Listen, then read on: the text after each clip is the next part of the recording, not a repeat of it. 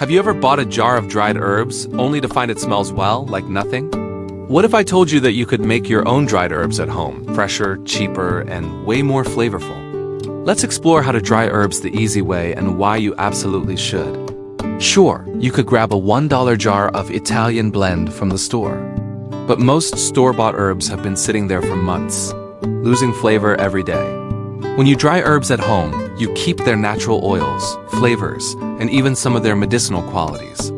Plus, it costs just a fraction of what you'd spend at the store. Think of it as preserving summer in a jar. Whether you grow your own or buy them fresh, the key is quality. Pick herbs in the morning after the dew dries, right before they flower, for the best flavor. Wash them gently in cool water, shake off the moisture, and pat them dry. A salad spinner helps here too. Remember, moisture is the enemy of drying, so make sure those leaves are nice and dry. The old school, no-tech method.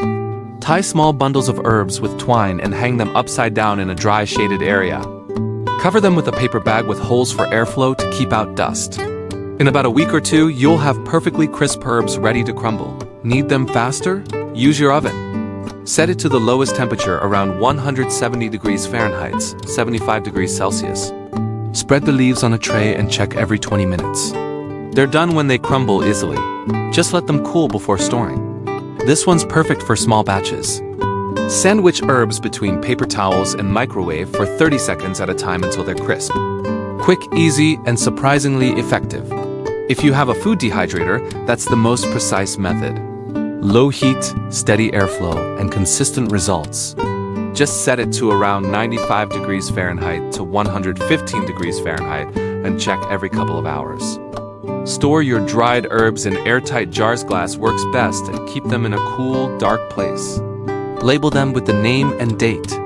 Over time, herbs fade in color and aroma, so replace them every year for best flavor. Dried herbs are stronger than fresh ones, so use about 1/3 the amount in your recipes. You can even rehydrate them in warm water before cooking.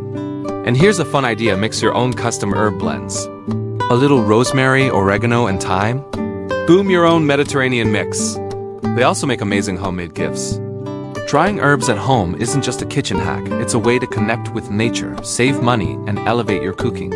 So next time your basil plant explodes with leaves, don't let them go to waste. Dry them, jar them, and taste the difference. Like, subscribe, and hit the bell for more home and nature hacks.